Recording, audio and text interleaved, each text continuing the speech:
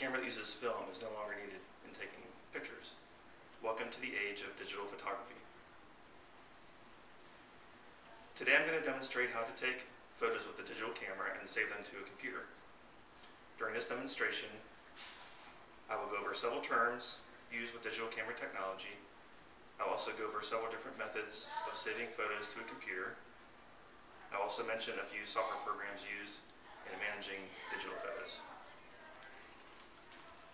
First, I'd like to talk about two different camera types. The first is what's referred to as a point-and-shoot camera. It has very simple controls. It has just a single lens option. You can't remove the lens. And there's automatic settings that make it easy to take photos. These type of cameras are small and compact and lightweight. And they usually cost a little lower than more expensive cameras. And they're great for the consumer crowd that wants something easy to use.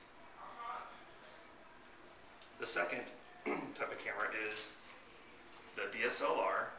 It stands for Digital Single Lens Reflex.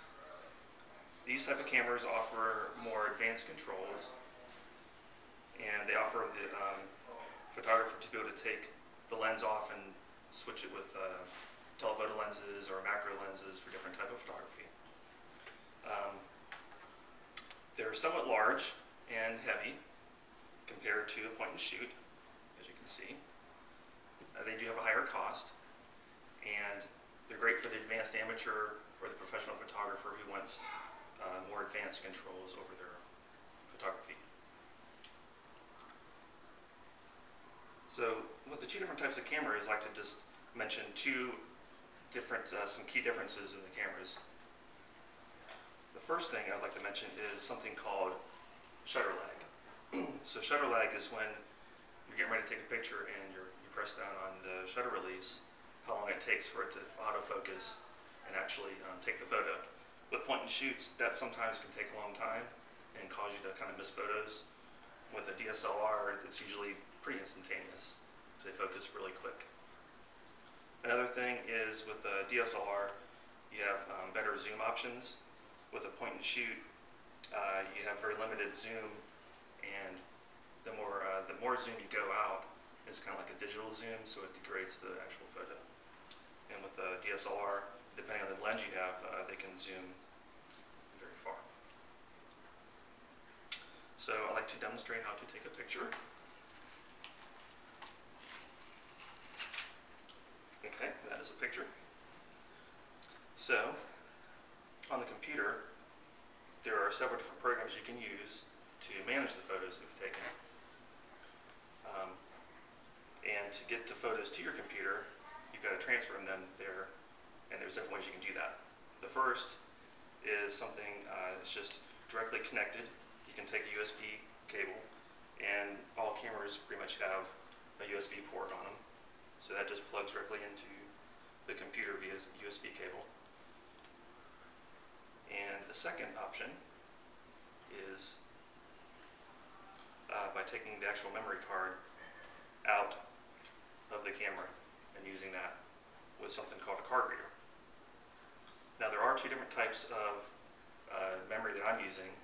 The first one here, which goes in this point and shoot, is called a secure digital memory. It's smaller in size, and it uses a different type of slot that goes into the camera.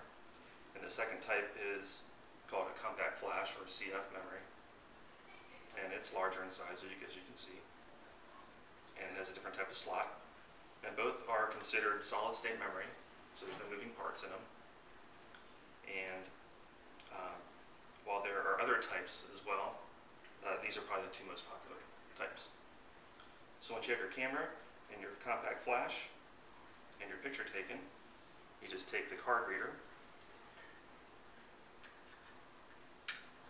put the card in the card reader, and then on the computer, I'm using a Mac, and it comes with a program called iPhoto. It comes with all Macs. That's a free program, it comes with it. There's also another program that Apple has that it's called Aperture. It's something you have to pay extra for. It just has some more advanced features to it. And if you're on a computer or PC, then there's something you could use like Google Picasa to manage your photos. So once the Photos are here. It's very simple. You just can import the photos. And now the photo is in the computer. And there you are. And once the nice thing about the programs is that you can manage all your photos, you can organize them, catalog them, and then you can actually use the programs to share your photos, like either the web or through email, or you can print them. So while I only covered some of the basic features of taking digital photos, there are many other topics you can discuss, ranging from the types of cameras, the models and makes, and different kinds of software that you can use. So I hope that you've enjoyed my demonstration and found it useful, and thank you.